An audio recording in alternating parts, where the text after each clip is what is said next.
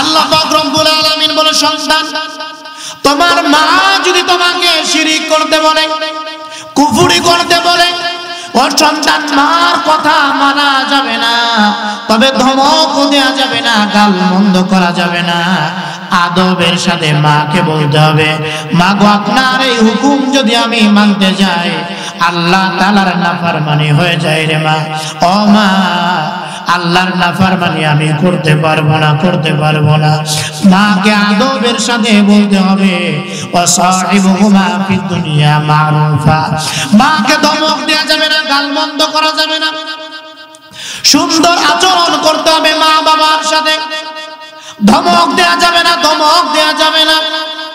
হযরত আবু হুরায়রা রাদিয়াল্লাহু তাআলা, মুসলিম শরীফের মধ্যে হাদিসটি এসেছে, আবু হুরায়রা রাদিয়াল্লাহু তাআলা আনহু তিনি বলেন, আমার মাকে আমি প্রতিদিন দাওয়াত দিতাম। হযরত আবু হুরায়রা তিনি বলেন, আমার মা ছিল মুশরিকা, ওয়াহিয়া মুশরিকা। মাকে আমি প্রতিদিন দাওয়াত দিতাম, ইসলামের দাওয়াত দিতাম, কিন্তু আমার মা আমার দাওয়াত কবুল করতেন না। বরঞ্চ মাকে দাওয়াত দেওয়ার ফলে মা এমন কথা আমাকে বলতেন যে কথা বলে আমি পছন্দ করি না। একদিন আমি আমার মাকে দাওয়াত দিলাম, আমার মা এমন একটা কথা আমাকে বললেন, রাসূলুল্লাহর শানে গালি দিয়ে বসলেন। আমি সহ্য করতে পারি নাই। হযরত আবু হুরায়রা নবীজির দরবারে চলে গেলেন। নবীজির দরবারে গেলেন, কান্না করতেছেন। আল্লাহর রাসূল বলেন, আবু হুরায়রা, কান্না করো, কারণটা কি? কি কারণে তুমি কান্না করো? হযরতে আবু হুরায়রা বলেন, ইয়া রাসূলুল্লাহ, আমার মাকে আমি দাওয়াত দিয়েছি, বারংবার মাকে আমি দাওয়াত দেই। আজকে আমার মা আপনার ব্যাপারে এমন একটা কথা বলেছে যেটা আমি সহ্য করতে পারি না, যেই কথাটা আমি সহ্য করতে পারি নাই। ইয়া রাসূলুল্লাহ, এই জন্য আমি কান্না করি। আল্লাহর রাসূল বললেন, আবু হুরায়রা, তুমি কি মার বিরুদ্ধে আমার কাছে বিচার নিয়ে এসেছো? হযরতে আবু হুরায়রা চুপ হয়ে গেলেন, কোনো কথা বলেন না। কি বলবেন? কিছুক্ষণ পর বলতেছেন, ইয়া রাসূলুল্লাহ, মার ব্যাপারে কোনো অভিযোগ নিয়ে আসি নাই, আমি এসেছি আপনার কাছে। ফাদউল্লাহ, আপনি আল্লাহর কাছে দোয়া করেন, আল্লাহ তাআলা যেন আবু হুরায়রার মাকে হেদায়েত দিয়ে দেন। মার বিরুদ্ধে কোনো অভিযোগ নাই, মার বিরুদ্ধে কোনো নালিশ করার জন্য আসি নাই। আল্লাহর রাসূল বলেন, আবু হুরায়রা, যদি আমি শুধু তোমার মার জন্য দোয়া করি তাহলেই কি যথেষ্ট হয়ে যাবে? তুমি খুশি? হযরতে আবু হুরায়রা বলেন, ইয়া রাসূলুল্লাহ, আপনি শুধু দোয়া করলেই আমি খুশি হয়ে যাব। আল্লাহর রাসূল হাত তুললেন, আল্লাহুম্মা হাদি উম্মা আবু হুরায়রা, আল্লাহ আবু হুরায়রার মাকে হেদায়েত দিয়ে দেন। এই দোয়াটা শুনে হযরতে আবু হুরায়রা দৌড়ায়, আবু হুরায়রা দৌড়ায় দৌড়ায়। পথের মধ্যে সাথীরা টেনে ধরে, আবু হুরায়রা, এত শান্ত মানুষ, তুমি আজকে দৌড়াও, কারণটা কি বুঝি না। হযরতে আবু হুরায়রা ডাক দিয়ে বলে, সাথীরা আমার, আমাকে আজকে ছেড়ে দাও, জলদি করে আমাকে বাড়িতে যাইতে দাও। আমি আগে দেখতে চাই আমি আমার বাড়িতে পৌঁছতে পারি নাকি আমার আগে আমার নবীর দোয়া আমার বাড়ি পৌঁছে যায়। আমি আগে যাইতে পারি না, নবীজির দোয়া চলে যায়। হযরতে আবু হুরায়রা বলেন, আমি দৌড়াইতেছি, ঘরের দরজার সামনে হাজির হয়ে গেলাম, গিয়ে আমি মাকে ডাক দিলাম।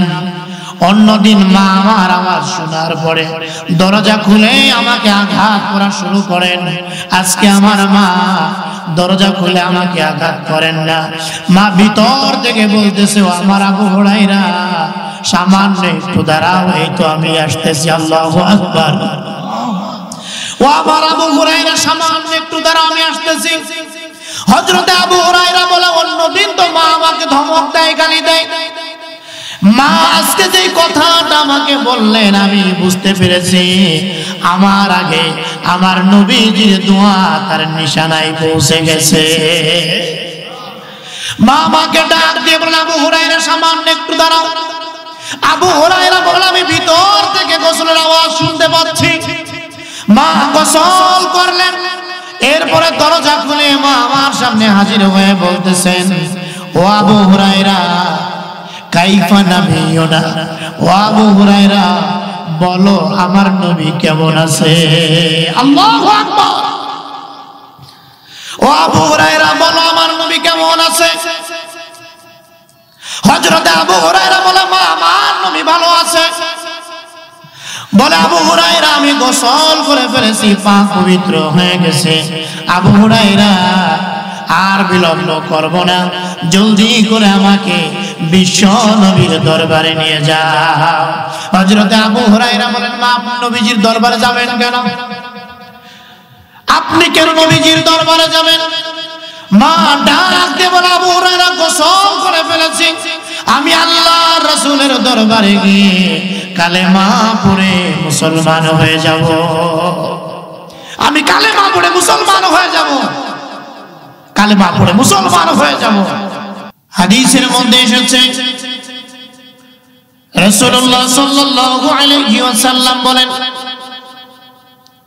ইয়াজমাউল্লাহু আন-নাস ইয়াওমাল কিয়ামাহ, কিয়ামতের ময়দানে আল্লাহ রাব্বুল আলামিন সমস্ত মানুষদেরকে জমা করবেন, একত্রিত করবেন। সমস্ত মানুষদেরকে জমা করবেন, একত্রিত করবেন। ফি সাঈদিন ওয়াহিদ, একটা জমিনের মধ্যে সবাইকে জমা করবেন। এরপরে বলবেন যারা মূর্তি পূজা করতে যাও যাও মূর্তির কাছে চলে যাও, যারা সূর্যের পূজা করতে সূর্যের কাছে চলে যাও, যারা চন্দ্রের পূজা করতে চন্দ্রের কাছে চলে যাও, যারা মানুষের পূজা করতে মানুষের কাছে চলে যাও। প্রত্যেকে প্রত্যেকের কাছে চলে যাবে, কেউ যাবে সূর্যের কাছে, কেউ যাবে মূর্তির কাছে, তাদের কাছে তারা চলে যাবে। কিন্তু এক শ্রেণীর বান্দা তারা মূর্তি পূজা করে নাই, একমাত্র তারা গোলামি করেছে আল্লাহর, একমাত্র গোলামি করেছে আল্লাহর। তারা আল্লাহ রাব্বুল আলামিনের কাছে হাজির হয়ে যাবে, আল্লাহ আমরা তো একমাত্র আপনার গোলামি করেছি, আমরা তো আপনার গোলামি করেছি। তো কিয়ামতের ময়দানে আল্লাহ পাক এদেরকে ডাক দিয়ে বলবেন যে যার উপাসনা করেছ পূজা করেছ তার কাছে যাও, আমার থেকে বাঁচতে পারবা না, বিনিময় পুরস্কার আমার থেকে কিচ্ছু পাবা না, আমার থেকে কিছু পাবা না। আল্লাহ পাক রব্বুল আলামিন সবাইকে যারা নাফরমান গুনাহ করেছে আল্লাহকে ডাকে নাই, এদেরকে আল্লাহ পাক রব্বুল আলামিন তাড়িয়ে দিবেন। এই জন্য আল্লাহ রব্বুল আলামিনের গোলামি করা, শিরিক না করা। ওয়াকাদা রাব্বুকা আল্লা তা'বুদু ইল্লা ইয়্যাহ, আল্লাহ তাআলা তো আমাদেরকে একমাত্র আল্লাহর গোলামির জন্যই সৃষ্টি করেছেন। আল্লাহ রাব্বুল আলামিন বলেন ওয়ামা খালাকতুল জিন্না ওয়াল ইনসা ইল্লা লিয়াবুদুন। আল্লাহ রাব্বুল আলামিন বলে বান্দা তোমাদেরকে একমাত্র আমি আল্লাহর গোলামি করার জন্যই সৃষ্টি করেছি, অন্য কোন কাজের জন্য বান্দা তোমাদেরকে আমি সৃষ্টি করি নাই, একমাত্র আমি আল্লাহর গোলামি করবে এই জন্যই তোমাদেরকে সৃষ্টি করেছি। আল্লাহ তাআলার গোলামির জন্যই আমাদেরকে সৃষ্টি করেছেন। আল্লাহর গোলামি করতে হলে শরীরে শক্তি দরকার, কথা বলেন ঠিক কি না? এই জন্য আমাদের খাবার প্রয়োজন। আল্লাহর গোলামি করতে গেলে সুস্থতার প্রয়োজন। এই জন্য আমাদের বাথরুম, পেশাব, পায়খানা যা আছে পুরো আমাদের জিন্দেগি একমাত্র আল্লাহর জন্য, একমাত্র আল্লাহর জন্য, অন্য কারো জন্য নয়। আল্লাহ তাআলার গোলামি করা মুহতারাম হাজিরিন, এবং নিজের সন্তানদেরকে ছোট্ট কাল থেকেই শেখানো, বাবা তোমার একজন রব আছে, তোমার একজন আল্লাহ আছে যিনি তোমাকে সৃষ্টি করেছেন, তোমার হাত দিয়েছেন, পা দিয়েছেন। বাচ্চাদেরকে ছোট্ট কাল থেকে রবের পরিচয় শেখানো, ছোট্ট কাল থেকে রবের পরিচয় শেখানো। হাদিসের মধ্যে এসেছে, ইবনে আব্বাস রাদিয়াল্লাহু তাআলা আনহুমা বলেন, আমি আল্লাহর রাসূল সাল্লাল্লাহু আলাইহি ওয়াসাল্লামের পিছনে বসা, নবীজি আমার কাঁধের উপরে হাত রাখলেন, এরপরে ডাক দিয়ে বললেন, ইয়া গোলাম ইন্নী উআল্লিমুকা কালিমাত, হে বৎস আমি তোমাকে কয়েকটি কালিমা তোমাকে শিক্ষা দিতেছি। এক নাম্বার ইহফাজিল্লাহ ইয়াহফাজুকা, এক নাম্বার হলো আল্লাহ তাআলার বিধিবিধান হেফাজত করবে, বিনিময়ে আল্লাহ তোমাকে হেফাজত করবে। ইবনে আব্বাস ছোট বাচ্চা, আল্লাহ রাসূল ছোট বাচ্চাকে শিক্ষা দিচ্ছেন, হে বৎস তোমাকে আমি কয়েকটি বিষয় শিক্ষা দিতেছি, ভালো করে শুনে নাও। আল্লাহ তাআলার যে বিধিবিধান আছে এগুলি তুমি হেফাজত করবে, রক্ষা করবে, বিনিময়ে আল্লাহ রাব্বুল আলামিন তোমাকে হেফাজত করবে। আল্লাহ তাআলার বিধিবিধান হেফাজত করবে, 5 ওয়াক্ত নামাজ পড়বে। হে গোলাম 5 ওয়াক্ত নামাজ তুমি পড়বে, আল্লাহ তাআলার হুকুম তুমি মানবে, সীমা লঙ্ঘন করবে না, গুনাহ করবে না, নাফরমানি করবে না, আল্লাহ তাআলার হুকুমগুলি মান্য করবে। তাহলে বিপদ আপদ বালা মুসিবত থেকে আল্লাহ রাব্বুল আলামিন তোমাকে বাঁচাবেন, তোমাকে হেফাজত করবে। তুমি যদি আল্লাহ তাআলার বিধিবিধান হেফাজত করো, আল্লাহ তোমাকে হেফাজত করবেন, তোমাকে হেফাজত করবেন। আর কেউ যদি আল্লাহ তাআলার বিধিবিধানকে বৃদ্ধাঙ্গুলি দেখায়, নামাজ নষ্ট করে, আল্লাহ তাআলার বিধিবিধান যদি না মানে, এই ব্যক্তির জন্য লাঞ্ছনা, এই ব্যক্তির জন্য অপমান, লাঞ্ছনা, এটা আছেই আছে। এই জন্য আল্লাহ তাআলার বিধিবিধানগুলি, আল্লাহর পরিচয় ছোট বাচ্চাদেরকে শেখানো। আল্লাহর রাসূল সাল্লাল্লাহু আলাইহি ওয়াসাল্লাম ডাক দিয়ে বলে, হে বৎস তুমি যদি আল্লাহর বিধিবিধান হেফাজত করো, যেদিকেই তুমি যাও না কেন সেদিকেই আল্লাহ রাব্বুল আলামিনের সাহায্য পাবে, আল্লাহ তাআলা তোমাকে সাহায্য করবেন। এরপরে নবীজি বলতেছেন, ইদা সাআলতা ফাসআলিল্লাহ, ইদা সাআলতা ফাসআলিল্লাহ, যখন তুমি চাবে, প্রার্থনা করবে, আল্লাহ রাব্বুল আলামিনের কাছে চাবে, কারণ আল্লাহ ছাড়া তোমাকে সাহায্য করার কেউ নাই। ইদা সাআলতা ফাসআলিল্লাহ ওয়া ইদা ইসতাআনতা ফাসতাইন বিল্লাহ, কোনো কিছু যদি চাওয়ার প্রয়োজন হয় আমরা চাবো কার কাছে? আরো জোরে বলেন কার কাছে? আওয়াজ হয় না, আরো জোরে বলেন কার কাছে? আল্লাহ রাব্বুল আলামিনের কাছে যাব। আমাদের বাচ্চাদেরকেও আমরা শিক্ষা দিব যে বাচ্চা বাবা আল্লাহর কাছেই চাইতে হয়, আল্লাহর কাছেই বলতে হয়, আল্লাহর কাছে চাইলে আল্লাহ খুশি হয়। আল্লাহু আকবার। আল্লাহর কাছে চাইলে আল্লাহ খুশি হয়, দুনিয়ার মানুষের কাছে চাইলে বেজার হয়। একবার, দুইবার, তিনবার চাইলে মানুষটা বিরক্ত হয়ে যায়, ধমক দিয়ে বসে। কথা বলেন ঠিক কিনা? মার কলিজার মধ্যে মায়া বেশি, মার কলিজার মধ্যে দয়া বেশি, কিন্তু এই মাও একটা পর্যায়ে বিরক্ত হয়ে যায়। কিন্তু আল্লাহ রাব্বুল আলামিন, আল্লাহ তাআলা এমন দয়ার, এমন আমাদের মালিক, আল্লাহর কাছে না চাইলে আল্লাহ বান্দার উপরে বেজার হয়ে যায়। আল্লাহর কাছে না চাইলে আল্লাহ বেজার হয়। তুমি চাও না কেন? আমার কাছে কিসের অভাব?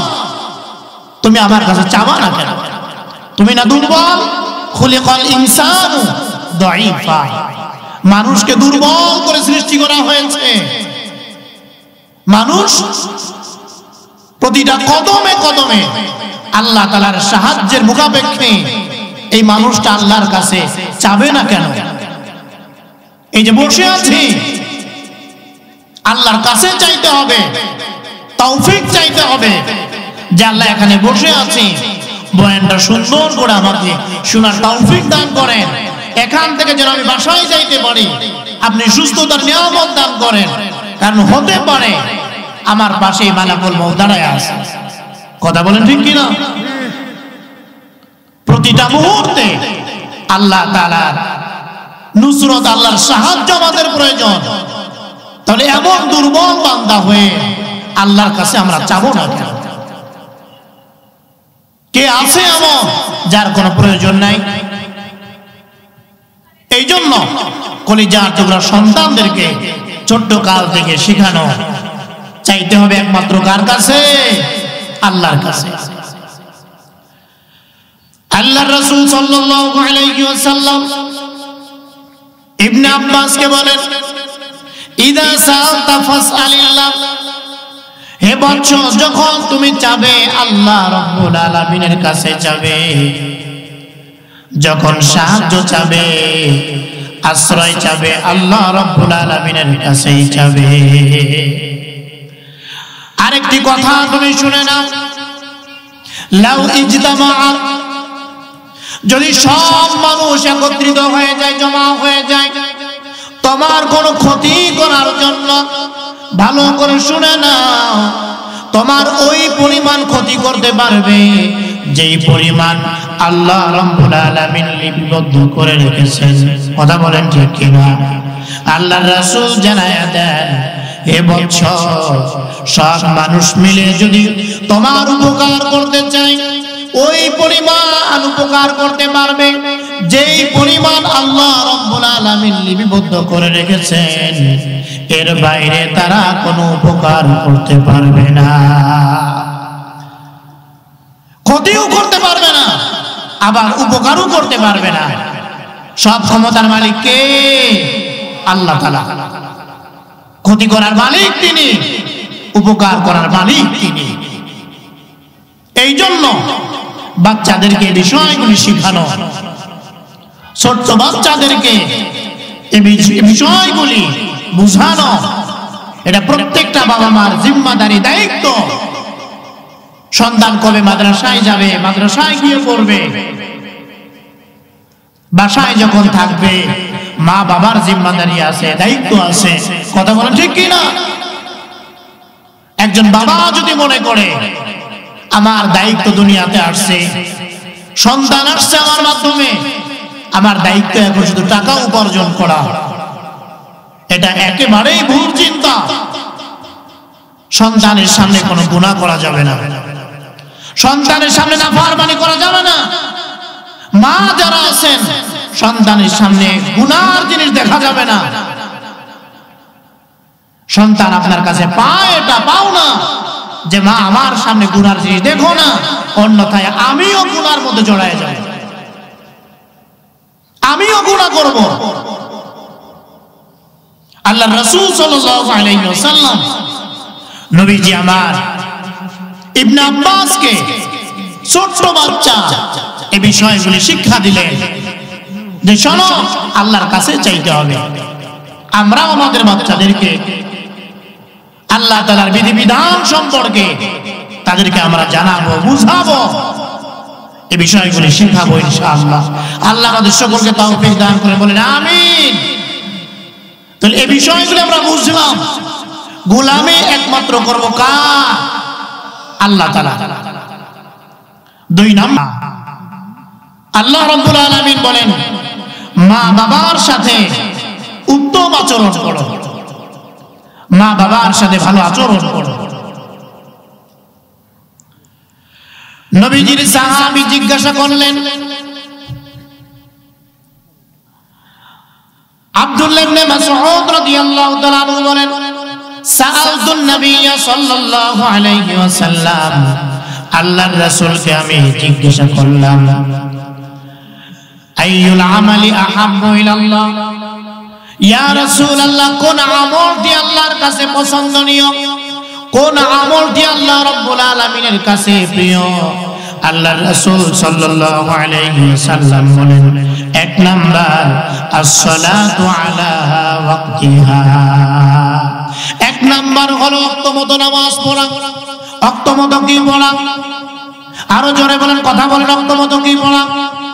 ওয়াক্তমতো নামাজ পড়া এক নাম্বার। আল্লাহর কাছে পছন্দনীয় আমল হলো ওয়াক্তমতো নামাজ পড়া। নামাজের ওয়াক্ত হয়ে গেলে নামাজে দাঁড়িয়ে যাওয়া।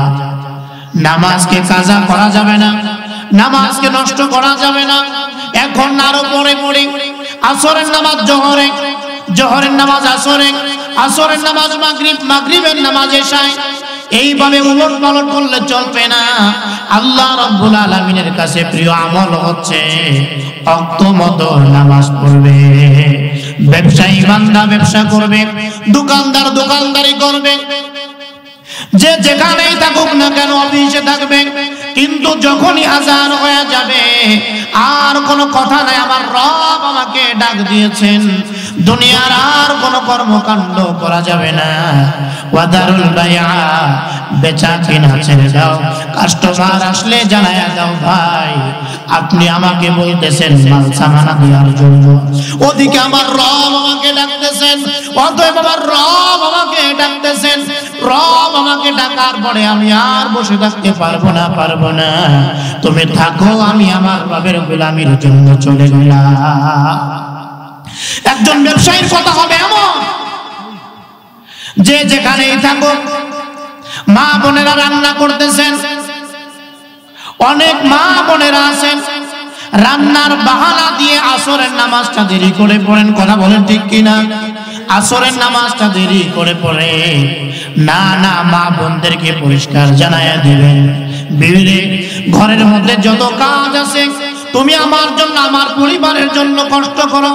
ও বিবি আমার, তোমার যত কাজ তুমি সংসারের জন্য করো, সব কাজের মধ্যে আমার কাছে প্রিয় কাজ হলো ওয়াক্তমতো নামাজ পড়বে। ওয়াক্তমতো নামাজ পড়বে। হযরত ওমর রাদিয়াল্লাহু তাআলা আনহু যখন সৈন্যবাহিনী যুদ্ধের জন্য পাঠায়া দিতেন, শেষ যে ওসিয়ত তাদেরকে করে দিতেন, সবাইকে বলতেন, শোনো, যে কাজের জন্য তোমরা যাচ্ছ এই কাজ তো অবশ্যই করবে। তোমাদের যত কাজ আছে এর মধ্যে আমার কাছে সবচাইতে প্রিয় কাজ হলো যখন নামাজের সময় হয়ে যায় নামাজ পড়ে নিবে, নামাজ পড়ে নিবে। ফজরের সময়, আবার এখন ঠান্ডার সময় একটু ঘুম আসে, বিশেষ করে যারা রাতের বেলায় সময় নষ্ট করে, 1টা 2টা বেজে যায়, 12টা বেজে যায়, অযথা এই সময় নষ্ট করে 1টা 2টার দিকে বিছানায় যায়, তারা ফজরের সময় উঠতে পারবে না, এটাই স্বাভাবিক। কথা বলেন ঠিক কিনা? শীতের রাত, লম্বা রাত, আপনি আগে আগে বিছানায় চলে যান। আপনার টার্গেট, আমার রব আমাকে ডাকলেই আমি উঠে যাব। দুনিয়ার সব কাজ আমি পারি, শুধু আমার রব ডাকলে আমি সারা দিতে পারি না। হ্যাঁ, কপাল পুরলে যা হয় আপনি নিজেই বুঝে নেন, আপনার কপাল পুড়ে গেছে। রব ডাকলেন, আপনি ঘুমায় থাকলেন। জান্নাতের মালিক আপনাকে ডাকলেন, আপনি ঘুমিয়ে থাকলেন। জাহান্নামের মালিক আপনাকে ডাকলেন, আপনি ঘুমিয়ে থাকলেন। আপনার জীবনের মালিক যিনি আপনাকে ডাকলেন, আপনি ঘুমিয়ে থাকলেন। এর চাইতে বদনসিব আর হতে পারে না। আল্লাহর রাসূল সাল্লাল্লাহু আলাইহি ওয়াসাল্লাম বললেন, আল্লাহর কাছে সবচেয়ে প্রিয় আমল হলো ওয়াক্তমতো নামাজ পড়া। 2 নাম্বার বিররুল ওয়ালিদাইন, আব্বা আম্মার সাথে উত্তম আচরণ করা। 2 নাম্বার আব্বা আম্মার সাথে উত্তম আচরণ করা। 3 নাম্বার জিজ্ঞাসা করলেন, তুম্মায়ুনের পরে কোনটা? আল্লাহর রাসূল বলেন, আল জিহাদু ফি সাবিলিল্লাহ, আল্লাহর রাস্তায় জিহাদ করা, যুদ্ধ করা, এটা আল্লাহর কাছে বড় প্রিয় আমল। 1 নাম্বার ওয়াক্ত নামাজ পড়া, 2 নাম্বার আব্বা আম্মার সেবা করা, 3 নাম্বার আল্লাহর রাস্তায় জিহাদ করা। আমার কথা বুঝতেছেন? এবার আমরা এর বিপরীতে যাই। প্রত্যেকটা কথা আমি হাদিসের কিতাব থেকে আপনাদেরকে শোনাচ্ছি। আল্লাহ রাসূল সাল্লাল্লাহু আলাইহি ওয়াসাল্লাম বলেন, আলা উখবিরুকুম বিআকবারিল কাবায়ের, সবচাইতে বড় কবিরা গুনাহ, এ ব্যাপারে আমি কি তোমাদেরকে জানাবো না? সাহাবায়ে কেরাম বললেন, বালা ইয়া রাসূলুল্লাহ, অবশ্যই আমাদেরকে জানায়া দেন। আল্লাহর রাসূল বললেন, 1 নাম্বার আল ইশরাকু বিল্লাহ, আল্লাহর সাথে শিরিক করা। 1 নাম্বার সবচাইতে বড় গুনাহ আল্লাহর কাছে। 1 নাম্বার কি? শিরিক করা। তুম্মা আইয়ুনের পরে কোনটি? আল্লাহর রাসূল বলেন, হুকুকুল ওয়ালিদাইন, আব্বা আম্মার নাফরমানি করা, অবাধ্য হওয়া, আব্বা আম্মার সেবা না করা, তাদেরকে কষ্ট দেয়া। 2 নাম্বার এটা আল্লাহর কাছে সবচাইতে বড় গুনাহ। নাম্বার 3 মিথ্যা কথা বলা।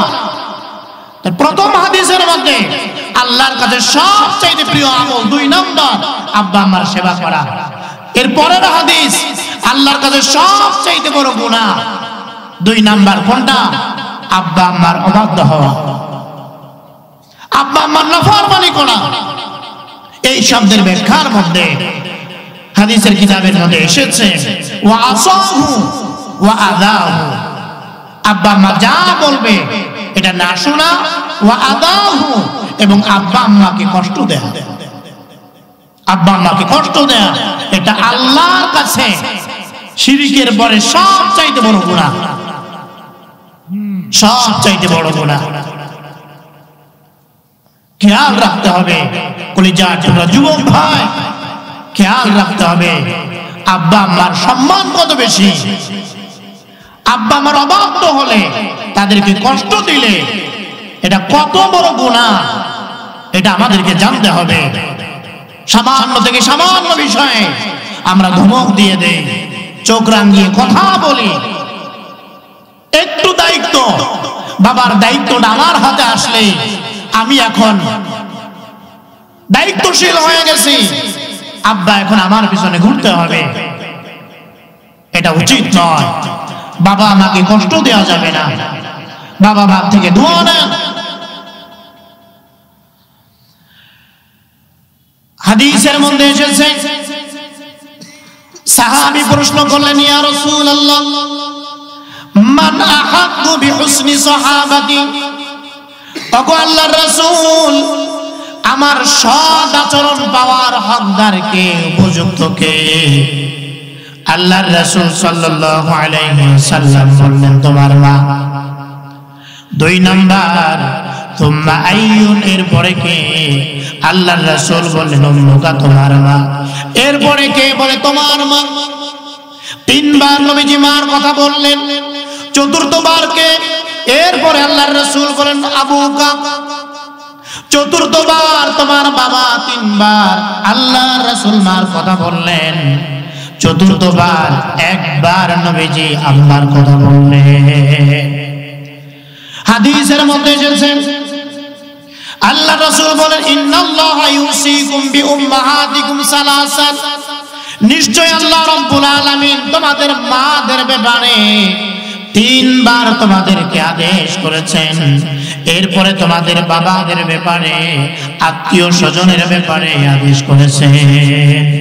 মার ব্যাপারে 3 বার বলেছেন। কয়বার? 3 বার বলেছেন, মার সেবা করো, মার সেবা করো, মার সেবা করো। 3 বার কেন বললেন? 3 বার কেন বললেন? কারণ তো অবশ্যই আছে, কথা বলেন ঠিক কিনা? কুরআনুল কারীমের মধ্যে আল্লাহ রাব্বুল আলামিন সূরা আনকাবুতের মধ্যে বলছেন, ওয়াসাইনাল ইনসানা বিওয়ালিদাইহি হুসনা। আল্লাহ পাক বলেন, দুনিয়ার মানুষকে আমি আল্লাহ পাক আদেশ করেছি তারা যেন মা বাবার সাথে ইহসানের আচরণ করে। কিসের আচরণ? ইহসানের আচরণ করে, মা বাবার সাথে ইহসানের আচরণ করে। এরপর আল্লাহ পাক সূরা লোকমানের মধ্যেও বলছেন অবসাইনাল ইনসানা বিওয়ালিদাইহি, আবার সূরা আহকাফের মধ্যে বলছেন অবসাইনাল ইনসানা বিওয়ালিদাইহি হুসনা। আমি আল্লাহ পাক রব্বুল আলামিন দুনিয়ার সব মানুষকে আদেশ করলাম তারা যেন তাদের মা বাবার সাথে ভালো আচরণ করে। কেমন আচরণ বলে? ইহসানান, ইহসানের আচরণ করে, ইহসানের আচরণ করে। ইহসান কাকে বলা হয়? ইহসান বলা হয় নেয়ার বেলায় কম নাও, দেয়ার বেলায় বেশি দাও, এর নাম হলো ইহসান। মা বাবা তোমাকে একটা কাপড় কিনে দিয়েছিলেন ঈদের সময়, সন্তান তোমার তৌফিক আছে এখন ওই মা বাবার দুইটা কাপড়ের ব্যবস্থা করে দাও। মা বাবা তোমাকে ভাঙ্গা করে লালন পালন করেছেন, ওই মা বাবা এখন বুড়া হয়ে গেছেন, তোমার তৌফিক আছে তুমি এখন ভালো ঘরে মা বাবাকে লালন পালন করো। আলিশান ঘরের মধ্যে রাখো, বিল্ডিং এর মধ্যে রাখো, ঠান্ডার মধ্যে যেন মা বাবার কোনো কষ্ট না হয়, ঠান্ডা বাতাস যেন মা বাবার গায়ে না লাগে, শীতের কাপড়ের ব্যবস্থা করে দাও। মা বাবা তোমাকে যা দিয়েছিলেন দ্বিগুণ থেকে দ্বিগুণ মা বাবাকে দাও। এটাই হলো ইহসান, এটা হলো ইহসান। নেয়ার বেলায় কম নাও, দেয়ার বেলায় বেশি দাও। সুবহানাল্লাহ। নেয়ার বেলায় কম নাও, দেয়ার বেলায় বেশি দাও, এটা হলো ইহসান। আল্লাহ রাব্বুল আলামিন কুরআনুল কারীমের তিনটি জায়গায় বাবা মার সাথে ইহসানের আচরণ করতে বললেন, ইহসানের আচরণ করতে বললেন। হাদিসের মধ্যে নবীজি তিনবার মার কথা বললেন। কোরআনের মধ্যে আল্লাহ পাক তিন জায়গায় মার কথাও বলেছেন, বাবার কথাও বললেন। কারণটা কি? আল্লাহ রাব্বুল আলামিন সূরা লোকমানের মধ্যে বলেছেন, আল্লাহ পাক রব্বুল আলামিন সূরা আহকাফের মধ্যেও জানিয়ে দিয়েছেন। আল্লাহ রব্বুল আলামিন ডাক দিয়ে বলেন হামালাতু উম্মুহু কুরহা ওয়া ওয়াদাআতু কুরহা। মার সম্মান তিন গুণ বেশি। কি কারণে? ভালো করে শুনে নাও ও বান্দা, তোমার জীবনে তোমার মা তিনটি কষ্ট এমন করেছে যে তিনটি কষ্ট তোমার বাবা কোনোদিন করে না।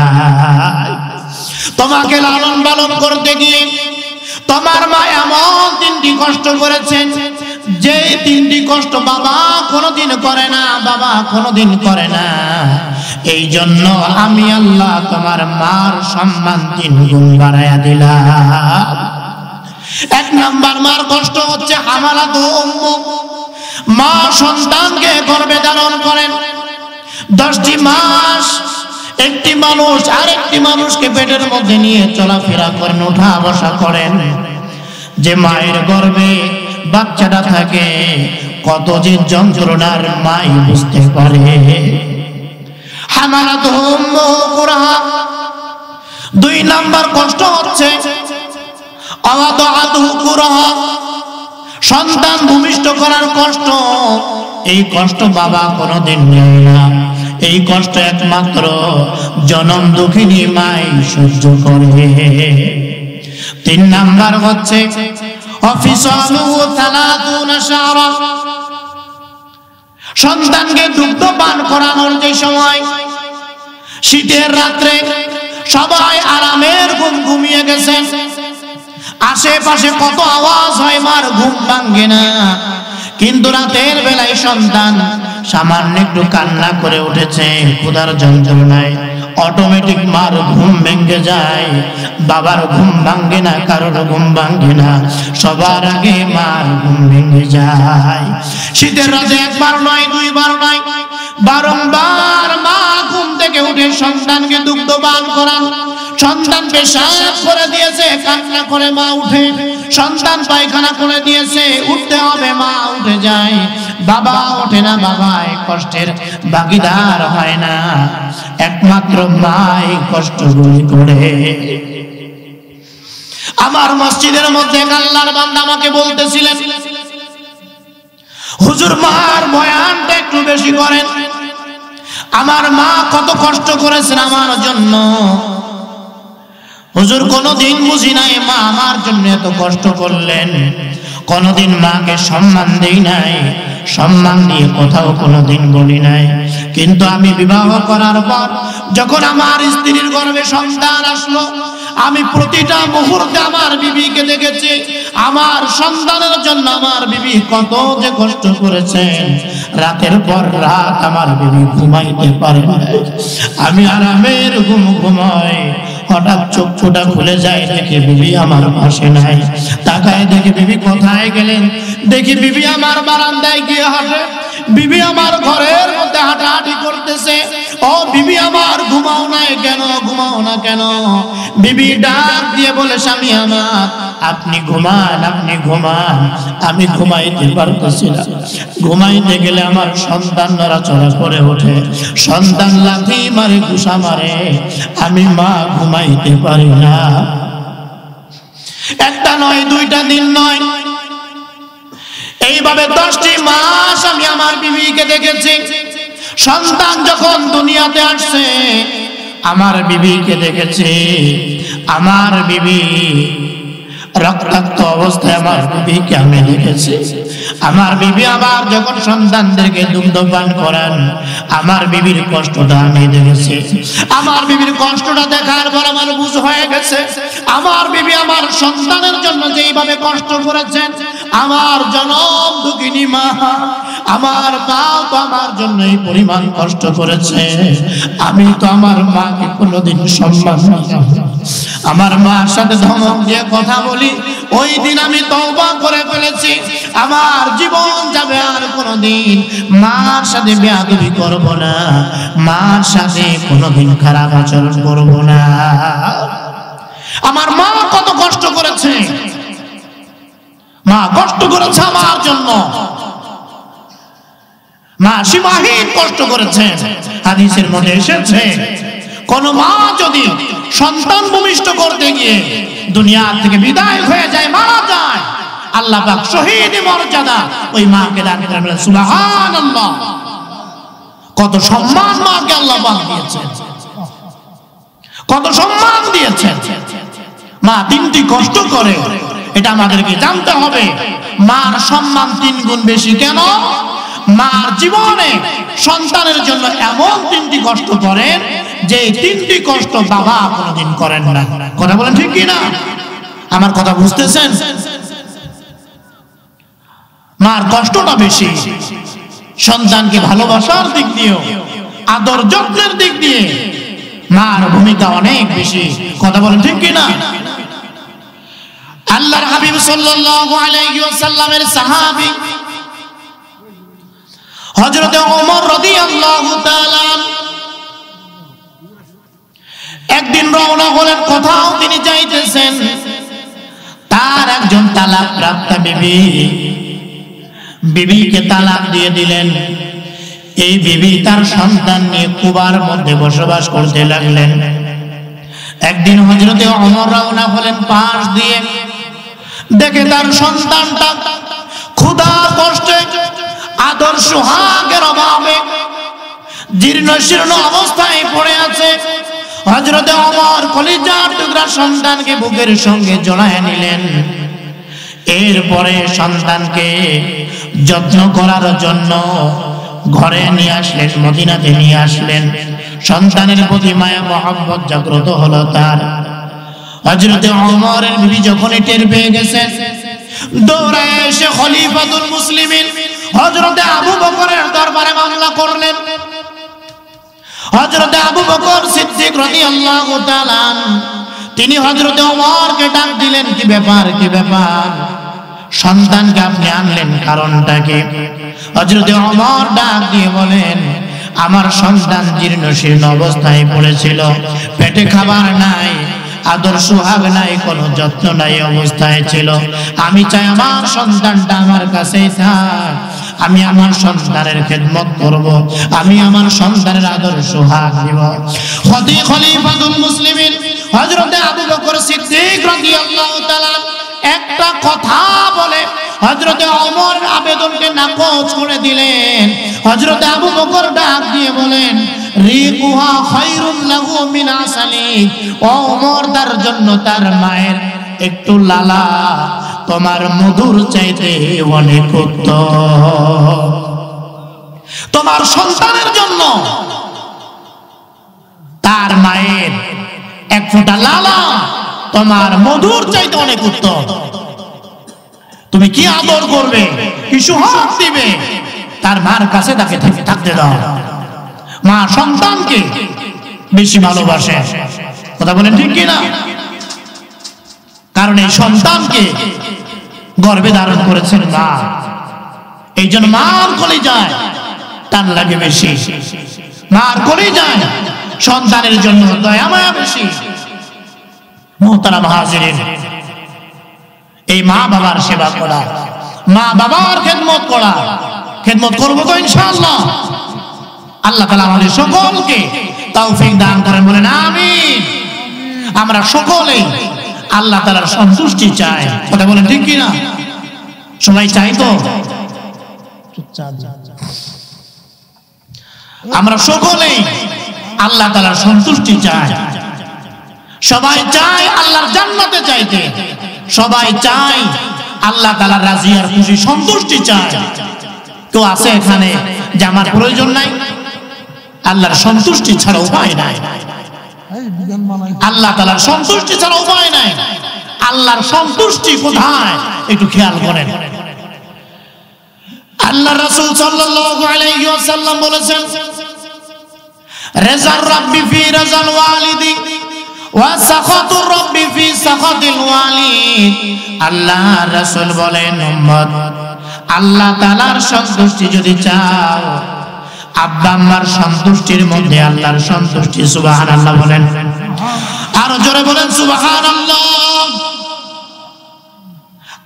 আল্লাহর সন্তুষ্টি মা বাবার সন্তুষ্টির মধ্যে, আল্লাহর অসন্তুষ্টি মা বাবার অসন্তুষ্টির মধ্যে। হাদিসের মাধ্যমে বোঝা যায়, আব্বা আম্মাকে যদি খুশি করতে পারেন, আল্লাহ রাব্বুল আলামিন আপনার উপরে খুশি। আর আল্লাহ তাআলা যদি বেজার হয়ে যান, আব্বা আম্মা যদি বেজার হয়ে যান, আল্লাহ রাব্বুল আলামিন আপনার উপরে বেজার। আব্বা আম্মাকে খুশি করতে হবে। আব্বা আম্মার মুখে হাসি ফুটলে আর সে আজিম না আপনার উপরে খুশি হয়ে যায়। সুবহানাল্লাহি ওয়া বিহামদিহি। আব্বা আম্মাকে খুশি করা। আল্লাহ রাসূল সাল্লাল্লাহু আলাইহি ওয়াসাল্লাম বলেছেন, মা বাবাকে খুশি করাইতে পারলে আল্লাহ খুশি। এই জায়গার মধ্যে মসজিদের ইমামের কথা বলেন নাই, কোন পীরের কথা বলেন নাই, কোন বুজুর্গ ব্যক্তির কথা বলেন নাই, কথা বলেন ঠিক কিনা? গাছের প্রথম ফলটা বাকছে, এই ফলটা নিয়ে ইমামের কাছে দৌড়ানোর প্রয়োজন নাই, পীরের কাছে যাওয়ার প্রয়োজন নাই। তোমার মা বাবা যদি ঘরের মধ্যে থাকে, মা বাবার কাছে দৌড়ে যাও, মাগো আমার গাছের প্রথম ফল মা আল্লাহর সন্তুষ্টির জন্য তোমার কাছে এনেছে, ও মা তোমার জন্য হাদিয়া, তুমি এই ফলটি খাও। মা এই ফলটি খেয়ে যে খুশি হবে, আর সে আজিম আপনার উপরে খুশি হয়ে যাবে। আল্লাহু আকবার। দুনিয়ার কোন মানুষের কথা আল্লাহ পাক বলেন নাই, বলেন নাই। ভালো করে শুনে নেন, ভালো করে শুনে নেন। আল্লাহ তাআলার সন্তুষ্টি যদি চান, আল্লাহর জান্নাতে যাইতে যদি চান, আব্বা আম্মার সন্তুষ্টি দরকার, কথা বলেন ঠিক কিনা? অনেক আল্লাহর বান্দা আছে সামনের কাতারে নামাজ পড়ে, নামাজ কালামের দিকে অনেক ভালো, দান সৎকা করে, কিন্তু মা বাবার জন্য একটু খেদমত করবে, ভালো খাবারের ব্যবস্থা করবে, এতটুকু তৌফিক তার হয় না। এমন সন্তান আছে না নাই? মা বাবা একটু বয়স হয়ে গেলে ভাগ বটাওয়ালা শুরু হয়। এক মাস এই সন্তান, এক মাস এই সন্তান, টানা হেসরা করে। আর একজন বলে আমার দ্বারা সম্ভব নয়, এই বুড়া মানুষদেরকে টানা সম্ভব নয়। এইরকম লোক আছে না নাই? সপ্তাহের পর সপ্তাহ শ্বশুর শাশুড়ি এসে থাকে, এতে কোনো আপত্তি নাই, কথা বলেন ঠিক কিনা? এতে কোনো সমস্যা হয় না।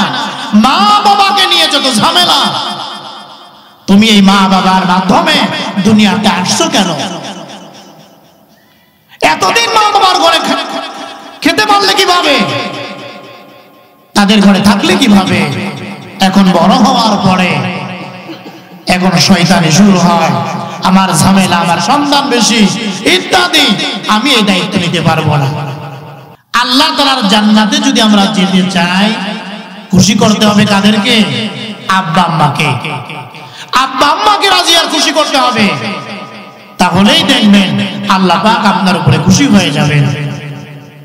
আব্বা আম্মা যেমনই হোক, আব্বা আম্মার সাথে খারাপ আচরণ করা যাবে না। কথা বলেন ঠিক কিনা? আব্বা আম্মা যেমনই হোক, আব্বা আম্মার সাথে বাজে ব্যবহার করা যাবে না। তাদের খেদমত থেকে পিছু হটা যাবে না, বাজে কথা কখনো বলা যাবে না। এই ব্যাপারে আমাদের খেয়াল রাখতে হবে। আব্বা আম্মা যেমনই হোক, আপনাকে আদর করে না, আপনাকে দেখে না, এই জন্য আপনি তাদের খরচ দিবেন না, এটা উচিত নয়। আল্লাহ রাব্বুল আলামিন বলেন, আব্বা আম্মার খেদমত করবে, আব্বা আম্মার সেবা তুমি করবে। অনেক সন্তান আছে যাদের অভিযোগ, হুজুর আমি আমার মায়ের সন্তান, আরো সন্তান তো মায়ের আছে, আমার মা আমার কোনো খোঁজ খবর নেয় না, আমি টাকা পয়সা দেই, আমি কত কষ্ট করি, আমার মা আমার কথা বলে না। এমন সন্তান আছে না নাই? আমার ভাইরা, আমার বোনেরা, মা বাবার কাছে ফোন না দিলে পাগল হয়ে যায়, ব্যস্ত হয়ে যায়। অথচ আমি যদি কথা না বলি, আমার মা বাবা আমার সঙ্গে কথা বলে না, ফোন দেয় না, আমার কথা কাউকে বলে না, খোঁজ খবর নেয় না। এমন অভিযোগ অনেক সন্তানের মনের মধ্যে আছে। না না, আব্বা আম্মা আপনার খোঁজ খবর নিক নাই না নিক, এটা কোনো আসে যায় না। আব্বা আম্মার মাধ্যমে আপনি দুনিয়াতে আসছেন, এর চাইতে বড় আর কি চান? কথা বলেন ঠিক কিনা? আব্বা আম্মার মাধ্যমে দুনিয়ার জমিনে আপনি এসেছেন, এটা সব চাইতে বড় কুরবানি আপনার প্রতি। এই মা বাবার সাথে খারাপ আচরণ করা যাবে না। মা বাবা যদি মুশরিকা হয়, মা বাবা যদি অমুসলিম হয়, এরপরেও মা বাবার সাথে খারাপ আচরণ করা যাবে না, এরপরেও খারাপ আচরণ করা যাবে না। খেয়াল রাখতে হবে। আল্লাহ পাক রব্বুল আলামিন কুরআনুল কারীমে সূরা লুকমানের মধ্যে বলছেন, আল্লাহ তাআলা বলেন, মা বাবা যদি মুশরিকা হয়, তোমার মা যদি মুশরিকা হয়, তোমাকে শিরিক করতে বলে, কুফরি করতে বলে, তুমি কি করবে? মাকে ধমক দিবে, গাল বন্ধ করবে? না না, চোখ রাঙানোর অধিকার তুমি সন্তানের নাই। হ্যাঁ, মা বাবা মুশরিকাও যদি হয়, তাদের বিরুদ্ধে কথা বলা যাবে না, তাদেরকে ধমক দেওয়া যাবে না। কথা বলেন ঠিক কিনা?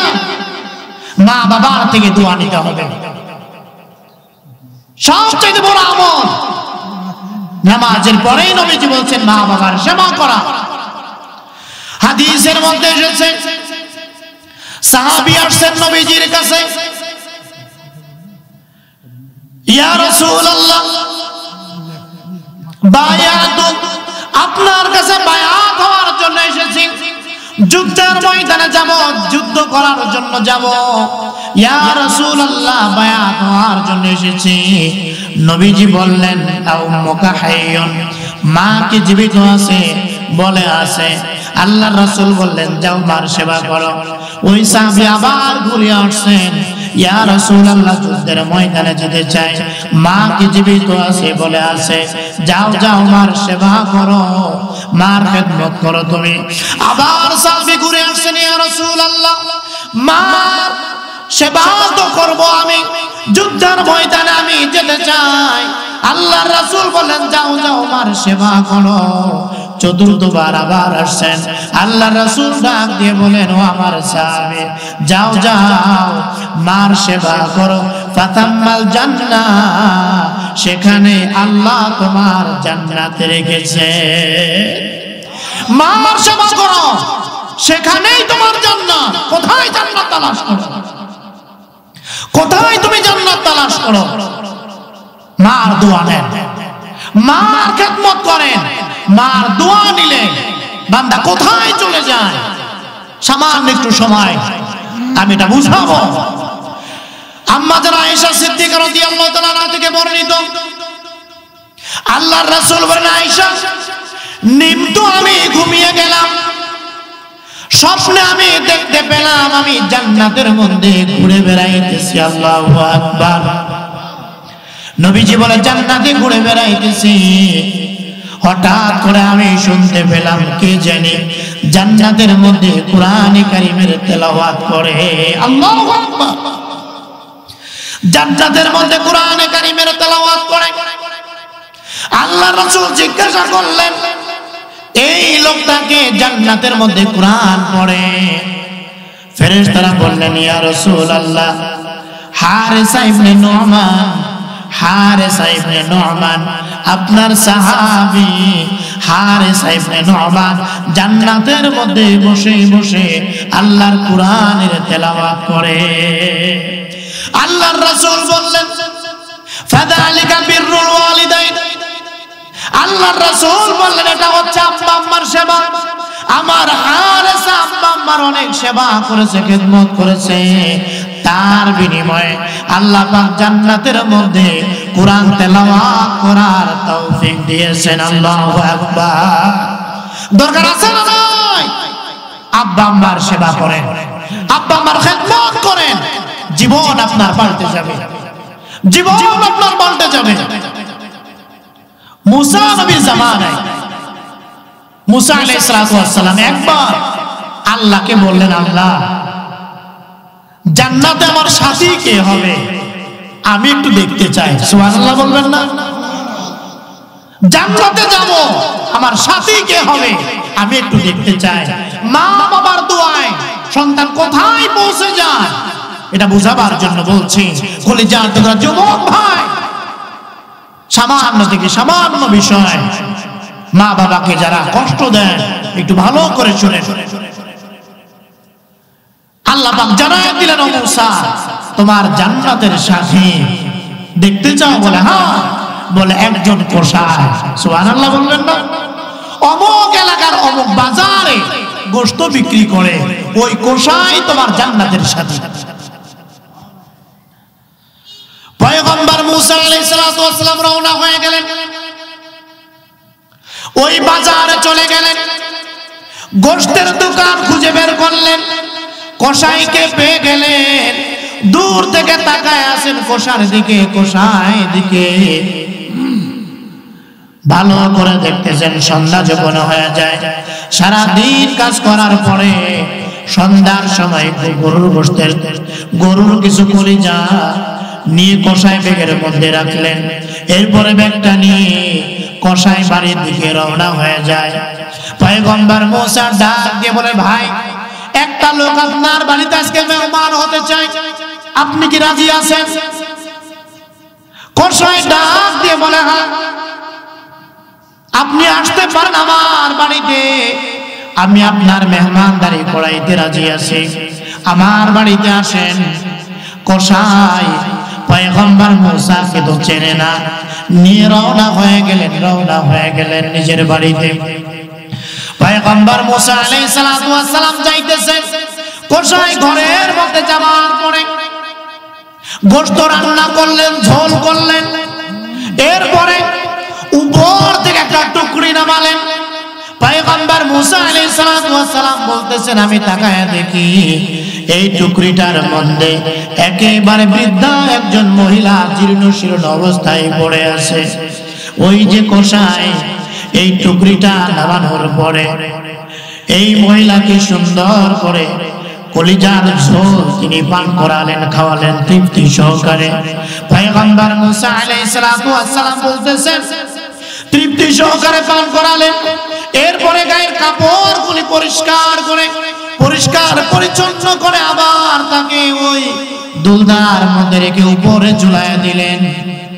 মুসা আলাইহিস সালাম বলতেছেন, ওই যে সন্তান যখন মাকে গোশতের ঝোল পান করাইতেছিল, ওই সময় বুড়ি মা ঠোঁট নেড়ে কি যেন বলতেছিল।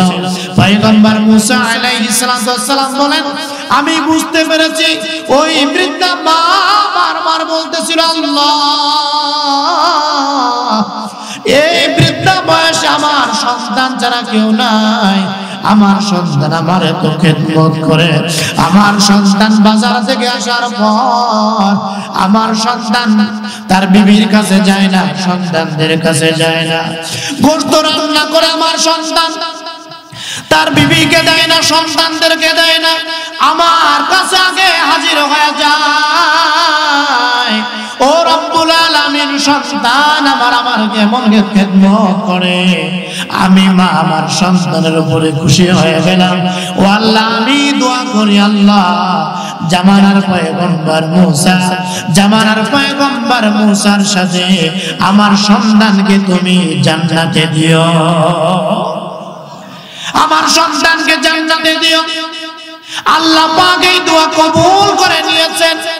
পয়গম্বর মুসা আলাইহিস সালাতু ওয়াস সালাম ডাক দিয়ে বলে, ভাই, তোমার মা যে দোয়া করেছেন, একজন পয়গম্বর মুসার সাথে তোমার জান্নাত হবে।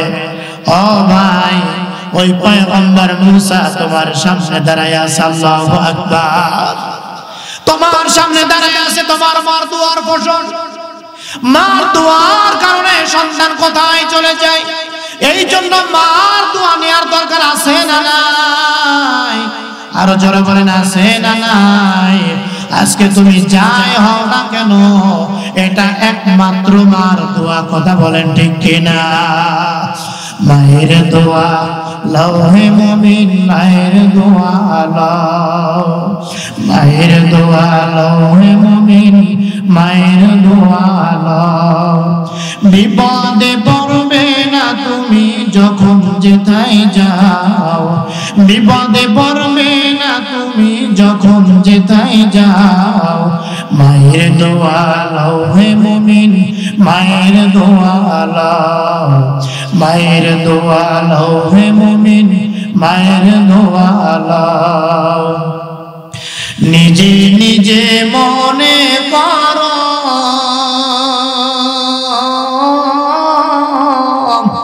টাকায় আমি হইলাম বড়, নিজে নিজে মনে করো টাকায় আমি হইলাম বড়, যার কারণে মৃত্যু মুখে বেঈমান হয়ে যাও। মায়ের দোয়া লও হে মুমিন, মায়ের দোয়া লও, মায়ের দোয়া লও হে মুমিন, মায়ের দোয়া লও। দরকার আছে না নাই? আরো জোরে বলেন, দরকার আছে না নাই? একটি গিলাস পানির ফলে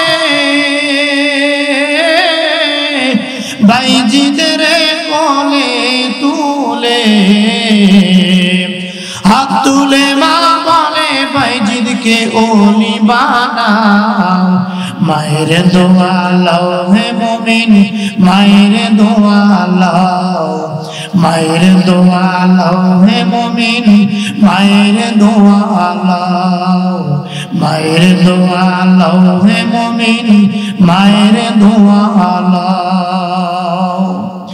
যা কিছু হও না কেন, আজকে টাকাওয়ালা, গাড়িওয়ালা, বাড়িওয়ালা, ভালো করে শুনে নেন, সব আপনার আব্বা আম্মার দোয়া, কথা বলেন ঠিক কিনা? এই জন্য খেদমত যদি করতে হয়, সবার আগে আব্বা আম্মার খেদমত করতে হবে, কারণ সেখানেই ফাতাম্মাল জান্নাহ, আল্লাহর রাসূল বলছেন সেখানেই তোমার জান্নাত। মা বাবার পায়ের নিচে তোমার জান্নাত। মা বাবার খেদমত করো, মা বাবার খেদমত করো। ও মুসলমান, ভালো করে শুনিয়া নেন, এখানে যারা বসে আছেন অনেক আল্লাহর বান্দারা আছেন যাদের এই দুনিয়ার মধ্যে মা নাই, এই দুনিয়ার মধ্যে বাবা নাই, আর কোনদিন মাকে মা বলে ডাকতে পারবেন না, আর কোনদিন বাবাকে বাবা বলে ডাকার সুযোগ নাই। মাহফিল থেকে যাবার পরে সন্তান ধরে আসে, আম্মু, সন্তান শান্ত হয়ে আসে আব্বু। পকেট থেকে কাঁচা উঠায় নাই, পকেট থেকে মিষ্টি উঠায় নাই, সন্তান আপনাকে ডাক দেয় আব্বু। ও সন্তান, কপাল পোড়া সন্তান, আপনার কিন্তু মা নাই, দুনিয়ায় বাবা নাই। ওই যে অন্ধকার মাটির ঘর, ওই অন্ধকার মাটির ঘরে আব্বা আম্মা শুয়ে আছে। আজকে প্রচন্ড শীতের সময়, শরীরের মধ্যে কত মোটা কাপড় দেওয়ার পর বড় ঠান্ডা লাগে। ওই যে মা, ওই যে বাবা অন্ধকার মাটির ঘরে শুয়ে আছে। কার জানি মা নাই, কার জানি বাবা নাই। কে জানে নিজের হাতে মায়ের লাশটা অন্ধকার কবরে রাখছেন, কে জানে নিজের হাতে বাবার লাশটা কবরে রাখছে। ও যুবক ভাই, ও বাড়িওয়ালা, গাড়িওয়ালা, বিল্ডিংওয়ালা, ভালো করে শুনে নেন। আজকে কি ওই মার জন্য মায়া লাগে না? আজকে কি ওই বাবার জন্য মায়া লাগে না? ও মুসলমান, ভালো করে শুনে নেন। আজকে মা চলে গেছেন, মার বসে থাকার জায়গাটা আজও আছে। আজকে মা কবরে চলে গেছেন, আজকে মার জন্য কিচ্ছু করার নাই। আল্লাহর রাসূল ডাক দিয়ে বলে, উম্মত, মা বাবা যদি দুনিয়া থেকে চলে যায়, ইনকাতা আনহু আমালুহু, মা এতদিন নামাজ পড়তেন, নামাজের সওয়াব শেষ। মা এতদিন নেক আমল করেছেন, সওয়াব শেষ। ও সন্তান, তুমি যদি এখন মা বাবার জন্য দোয়া করো, এই দোয়াটাই সওয়াবটাই আব্বা আম্মার কবরে পৌঁছে যায়। ও সন্তান, তুমি যদি এখন নেক আমল করো, আব্বা আম্মার জন্য এই মসজিদের মধ্যে যদি দান করতে পারো, এই সওয়াবটা আব্বা আম্মার কবরে পৌঁছে যায়। আব্বা আম্মা ওই ভাঙা কবর থেকে এই মাইকের আওয়াজ শুনতেছেন, আর চিৎকার দিয়ে ডাক দিয়ে বলে, আব্দুর রহমান, আমার সন্তান আজকে কেমন বাংলা করে শুয়ে আছে তুমি জানো না? রাতের বেলায় লেপ কম্বল দিয়ে ঘুমাও, আমি মার কবলে কাকা যাই, কবর কবল দেয়, আমি মার কবরে কিচ্ছু নাই। ডাইনে মাটি, বামে মাটি, নিচে মাটি, উপরে বাঁশের ছাউনি। এ সন্তান, একটু কি মায়া হয় না? যদি তুমি আজকে এই মসজিদের মধ্যে দান করতে পারো, সন্তান, এর ওসিলায় আল্লাহ আমাদের কবরটা জান্নাতের বাগান বানাইতে পারে। তুমি কি শোনো না? কত গাড়ি বাড়ি রেখে আসলাম, আমাদের জন্য কিচ্ছু করার নাই। ও সন্তান, আজকে মসজিদের মধ্যে দান করো। ও সন্তান, কত কষ্টে আছে, সাপ বিচ্ছুর ঘরের মধ্যে পড়ে আছে। আল্লাহর রাসূল বলছে, একটা নয়, দুইটা নয়, ৯৯টা বিষাক্ত সাপ কবরের মধ্যে ছেড়ে দেওয়া হয়। ও নবীর উম্মত, ভালো করে শুনিয়া নেন। যুবক ভাই, মনটাকে নরম করে দেন। ও বাড়িওয়ালা বাবা, দিলটাকে নরম করে দেন। আপনি এখান থেকে বাসায় গিয়ে কত আরামের খাট, কত নরম বিছানার মধ্যে ঘুমাবেন। বলেন তো আপনার মা কোথায় ঘুমায়? বলেন তো বাবা কোথায় ঘুমায়? এই জন্য আমি বলতেছি, ও বাবা, কে আছেন এই মজমার মধ্যে, কে আছেন এলাকার মধ্যে, এই মাইকের আওয়াজ শুনতেছেন, আল্লাহকে রাজি আর খুশি করার জন্য মা বাবার কবরটা যেন জান্নাতের বাগান হয়, এই আশায় আল্লাহর ঘরে মসজিদে দান করবেন। কে আছেন আল্লাহর বান্দা? সর্বপ্রথম ১ লক্ষ টাকা কে আছেন আল্লাহর ঘরে দান করবেন? হুজুর, আমি দুনিয়া দেখেছি, গাড়ি বাড়ি সব দেখলাম, এগুলি হারাইলে আমার পাওয়া যায়, আমার মা নাই, মা চলে গেছেন, আর কোনদিন মাকে পাবো না। হুজুর, আমার মার জন্য ১ লক্ষ টাকা দান করলাম। কে? প্রধান অতিথি সাহেব শামসুল হক সাহেব। কত? ১ লক্ষ টাকা। আল্লাহ কবুল করেন, জোরে বলেন আমিন। নারায়ে তাকবীর, নারায়ে তাকবীর। রব্বুল আলামিন এই মাহফিলের প্রধান অতিথি শামসুল হক সাহেব 1 লক্ষ টাকা আল্লাহ কবুল করেন। জোরে বলেন আমিন, আরো জোরে বলেন আমিন, আকাশ বাতাস ভারী করে বলেন আমিন।